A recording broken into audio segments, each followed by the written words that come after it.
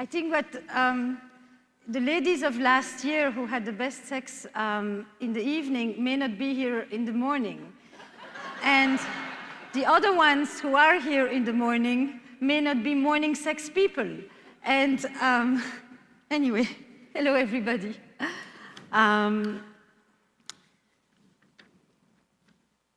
Thank you for giving me the honor to speak here with you now, and then for those of you who will choose and continue with me in the workshop that follows. I work as a clinician primarily with couples that are young and old, married and not, in their first marriages or subsequent ones. And there were a number of questions and realities that I would see in front of me that went against what I had always been told. One was sexual problems are always the consequence of relational problems. And if they fix the relationship, the sex will follow. And my experience over the 25 years was that very often the relationship would indeed improve dramatically, but it didn't necessarily change much in the bedroom. And that maybe the rules of the kitchen and the rules of the bedroom are not one and the same nor interchangeable. That began a process of thinking for me in which I wanted to explore the nature of erotic desire in long-term relationships. This is the first time in the history of humankind that we are supposed to be having sex over the long run. We live twice as long only because we feel like it. Not because it's a female marital duty exclusively, and not because we want 14 children for which we need to have 16 so that maybe 12 will stay alive. Only because it is rooted in desire. And so what happened to this generation that has often contraception in their hand and premarital sex, accepted or not, but certainly the meaning of sexuality as a connecting force and not just as a reproductive force, as part of the narrative of their relationship, believes in the romantic ideal, which involved the sexualization of love and the connection between marital happiness and sexual satisfaction. And what happens to this generation that seems to want desire and doesn't have it, or at least not for each other? That's the Appalachian Trail. So I wanted to understand what are the fears and obstacles that stand in our way when our pursuit of safety and stability clashes with our equally strong need for passion and excitement. And so my focus became looking at the erotic and the domestic. I had a few questions, and they went like this. Why is it that so often couples come to me saying, we love each other very much, we have no sex? It would have been no problem to write a book about people who can't stand each other and also do not want any intimate connection with each other, sexually.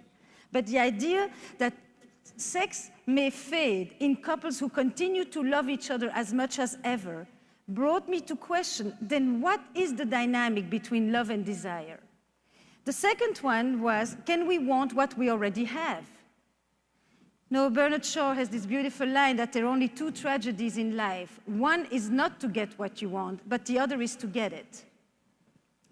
And why doesn't good intimacy guarantee good sex? Despite what we keep being told and taught, there seems to be sometimes a reverse-inverse correlation where growing intimacy sometimes stifles desire. That the more closely, intimately connected people actually become, the harder it is for them to make love to the person they love. And then why is it that sex makes babies and babies spell erotic disaster in couples? You know, it's the fatal blow. And then why is it that the forbidden is so erotic? Hence again the Appalachian Trail. There must be some other trails in this country too, no? You know. And then lastly, when you love, how does it feel? And when you desire, how is it different? So those are the questions I would like to briefly travel with you. And more importantly, what became very clear to me is that sexuality or working on sex isn't working on people having sex. It is really looking at it as a lens through which we can see our most entrenched beliefs and values and attitudes, and also our most acute wishes, hopes, and longings for something better. So when I talk about erotic intelligence, the difference is this. Animals have sex. It is the pivot in the geometry, this thing called sex. But only humans have eroticism. It is sexuality transformed by the human imagination.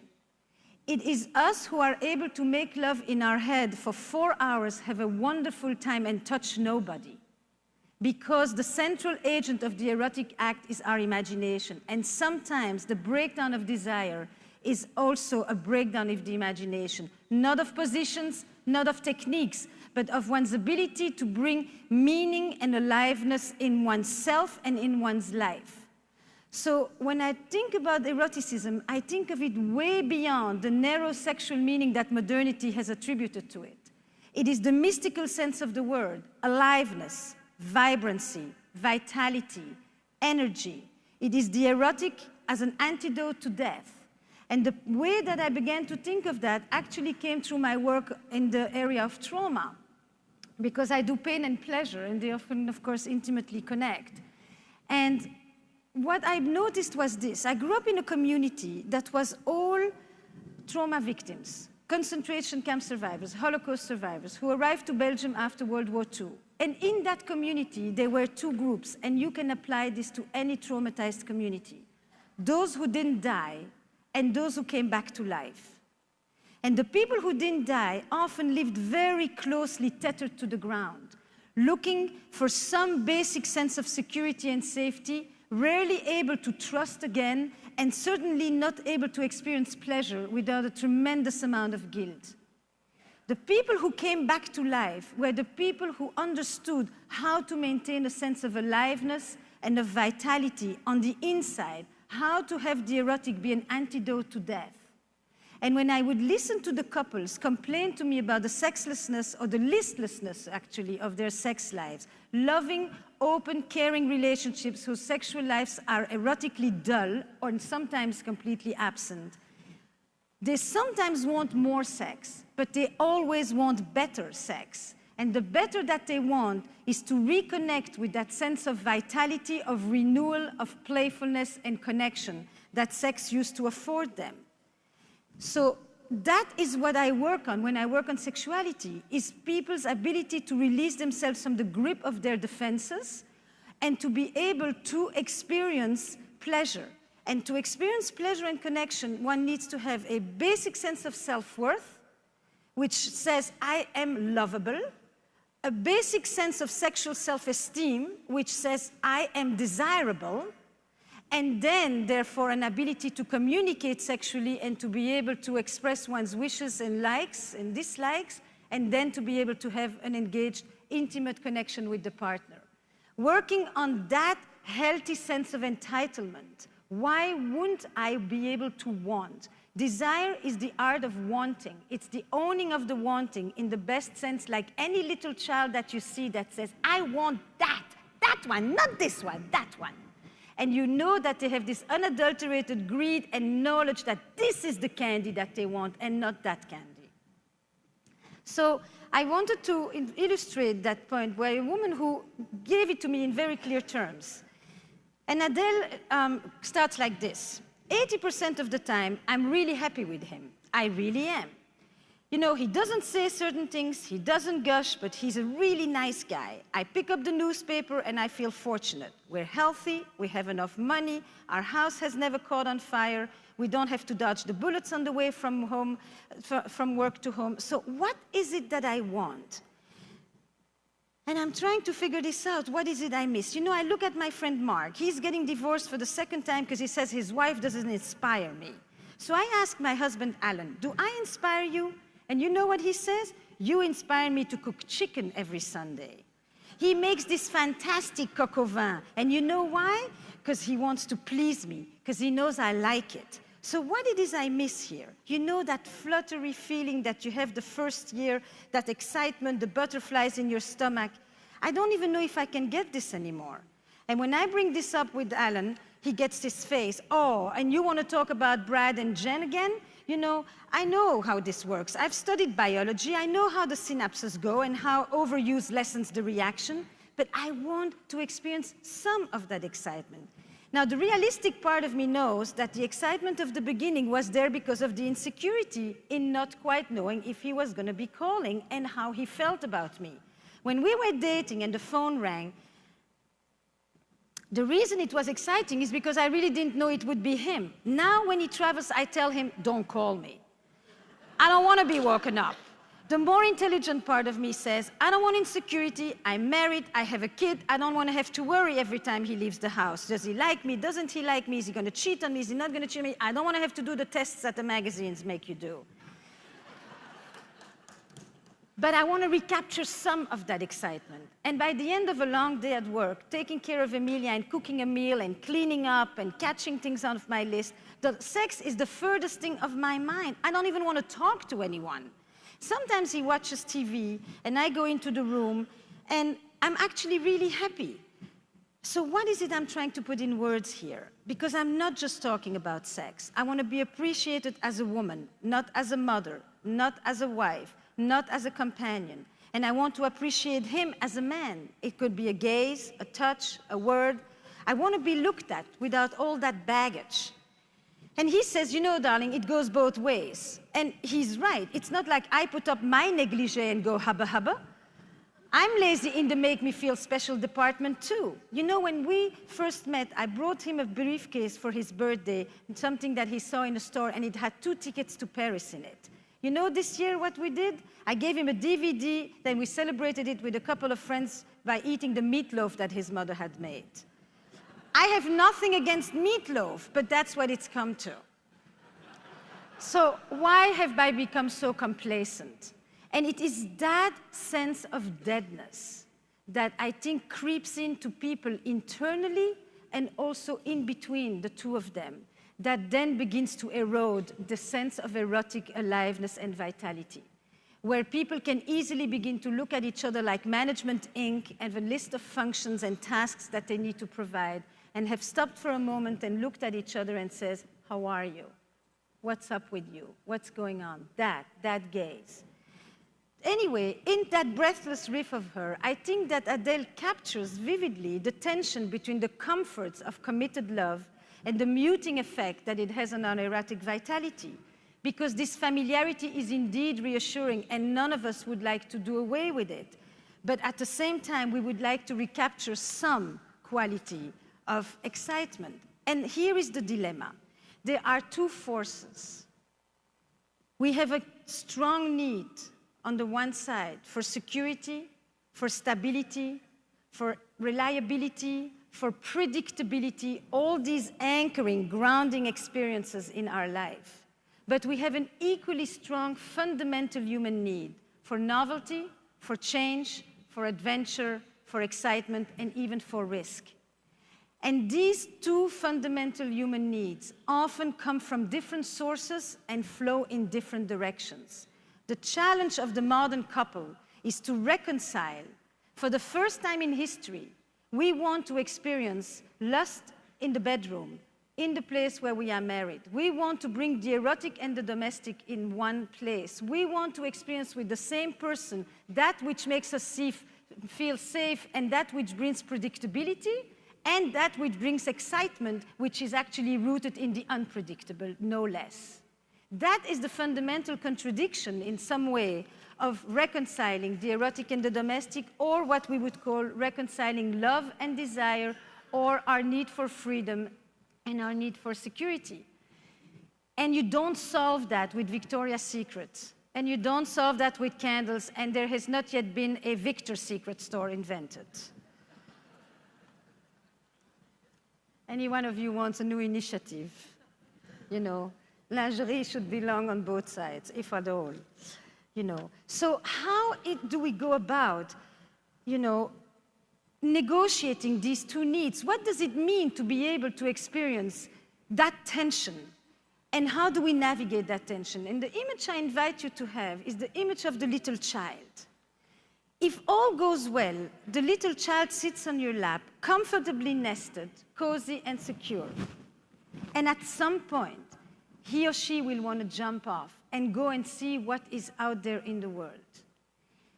And when that kid goes out, if the adult that is here says, hey kiddo, the world's a great place, have a great time, there's so much to discover, I am here, then the little kid, after they've checked to see if the base is secure, turns back, goes further, and enjoys their sense of freedom, of autonomy, of independence, of discovery, while at the same time staying connected.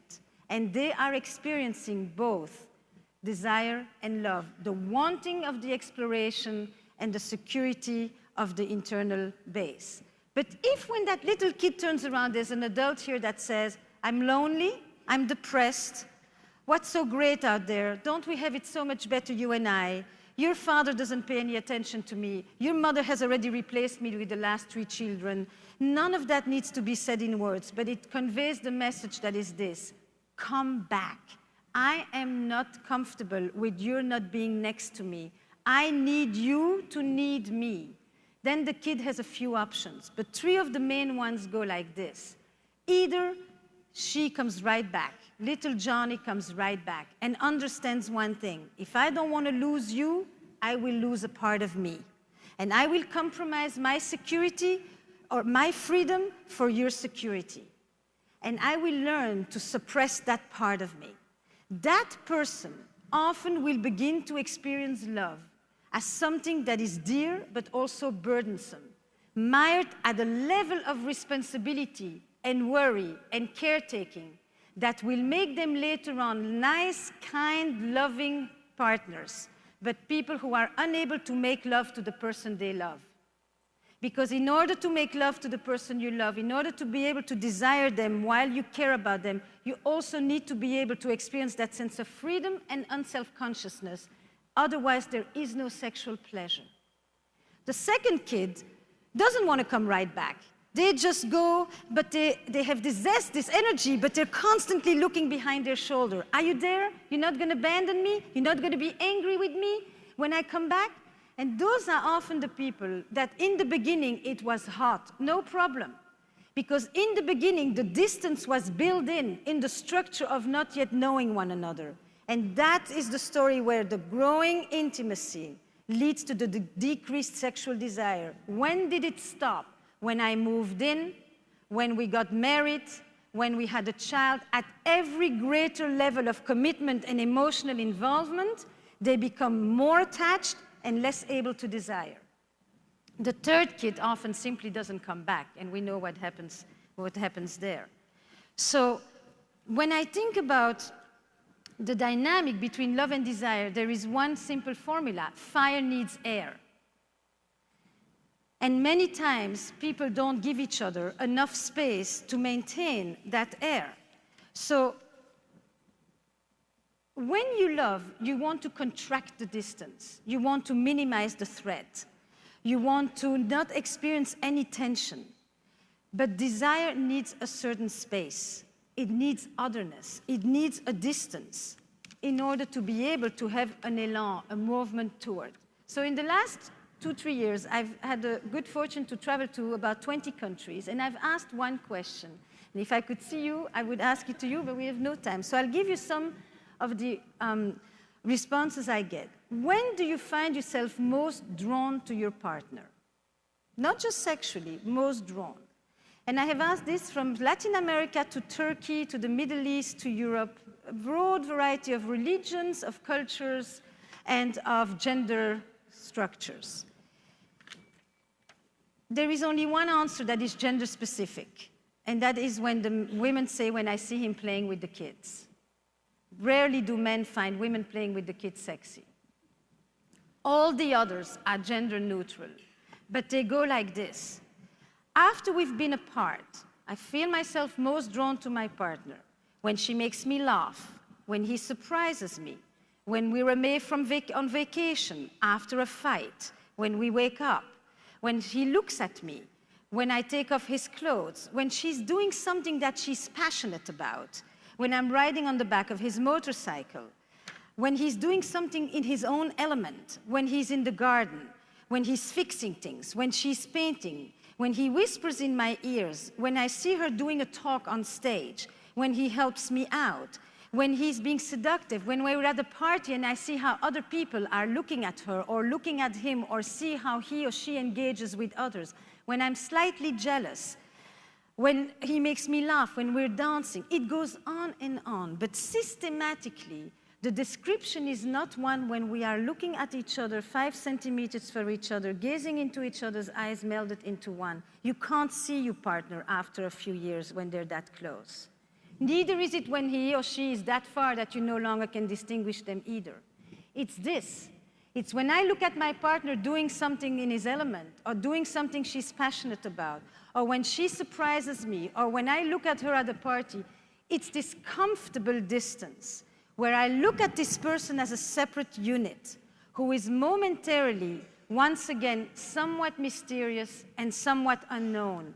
And in this space is the erotic elan. Of course, for that, I have to be comfortable with my partner being able to do these things where I experience the thriving relationship as promoting the other rather than preventing the other. In that space is something very clear. Sorry. There is no caretaking. Nobody is taking care of anybody in the realm of desire like that. There is not need, there is not he needs me and therefore I take care of him or her, because we can make love and accommodate and be very caring, and that is wonderful, but that is not the realm of desire. It's the fact that the other is an independent, separate person at that moment that allows me to want them. One of the biggest inhibitors to desire in couple is the dynamic around needing and the confusion between wanting and needing. So love flourishes in this atmosphere of closeness. But for some, love and desire are inseparable.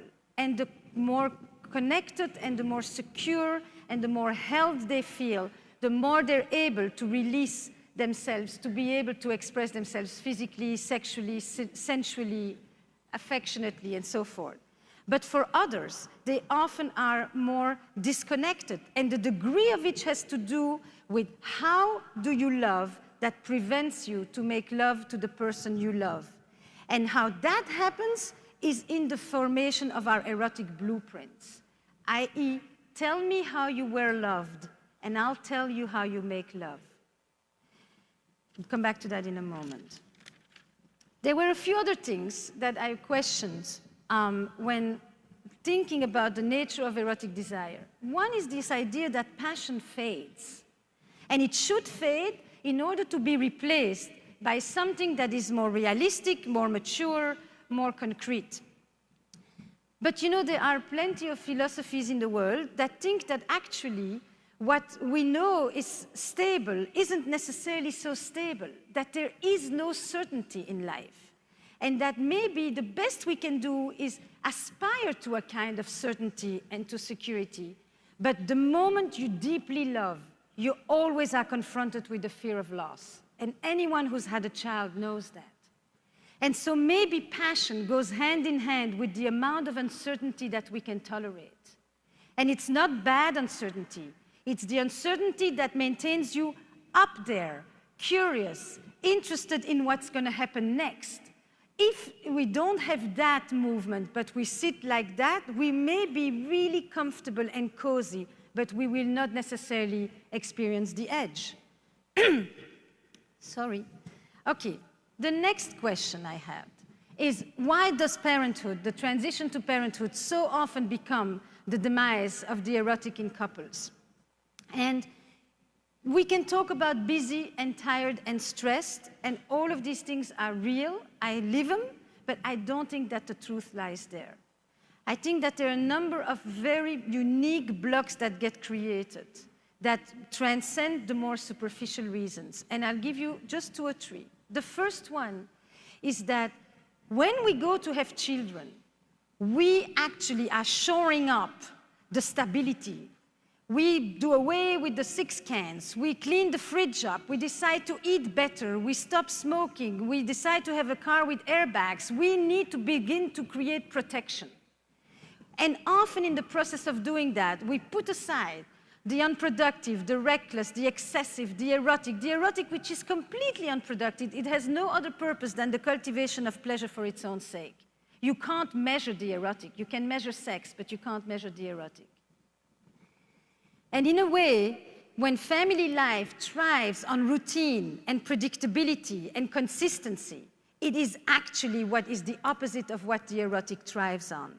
So what eroticism pursues is what family life defends against, number one. Hence, reconciling the erotic and the domestic, it's never going to be a problem that we solve, but a paradox that we manage. And we'll manage it in part by helping people create an erotic space. An erotic space is not planning for sex. Sex may happen, but it's a space where I meet you not as the mother of our children or the spouse or the management inc. responsible citizens, but we meet as two people who still have a keen pleasure in being with each other for no other purpose, and maybe sex will happen. Second thing that happens today is the unprecedented child centrality in the history of the West, by which we have become a 24/7 enterprise that is meant to make sure that our children miss nothing, because we rarely at this point get work from them, we get meaning. And in the culture of sentimental idealization of children, a certain hierarchical shift has taken place by which the couple is left gasping.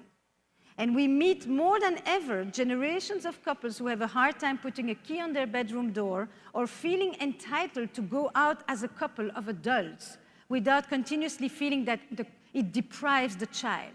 And my sentence there often will be, on the long list of what your children need, parents who have a good erotic connection should feature as one of them. Because if you don't, it is likely that you may become that parent who then doesn't let the child leave and experience their freedom because you need them to be your emotional caretaker, because you're lonely at home, who then will be the next generation of partners who won't be able to make love to the person they love. And the third thing is that very often, because of the intense, powerfully erotic connection that mothers and frontline parents, I would say, may have, or have actually, with their child, when I listen to the description of the tickling, the nibbling, the licking, the adoring gaze, it is sometimes not much different from the description of the people who spent 3 nights in the hotel at the beginning. And so when a person says, at the end of the day, I have nothing left to give, I also sometimes think, at the end of the day, there may be nothing more you need. And that is true and ought to be like that probably for a good 18 months, not 6 weeks.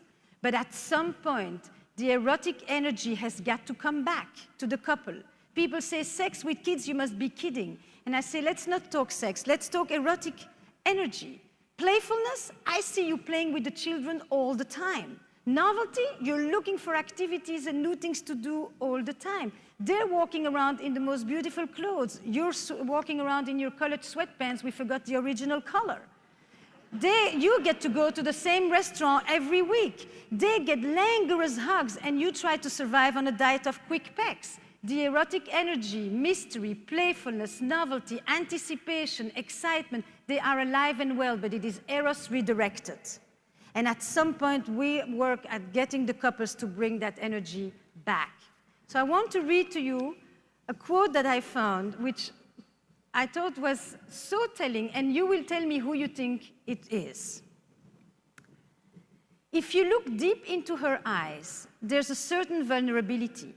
In any case, I see it even if most don't realize it. She goes through life tall, beautiful, confident, very able.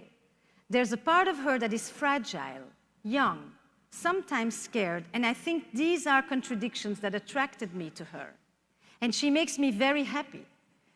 She's very familiar to me, and so I can be myself around her. She knows me well. I completely trust her. And at the same time, in a certain respect, she remains a mystery to me. Sometimes when we're lying together, I look at her and I feel dizzy with the realization that there is another distinct person from me who has memories, origins, thoughts, feelings that are different from my own. That tension between familiarity and mystery, meshes something strong between us. Even if one builds a life together based on trust, attentiveness, and mutual support, I think that it's important that a partner continues to surprise. Who do you think it is? President Obama in 1997 in an interview to the French newspaper Le Monde. Thank you.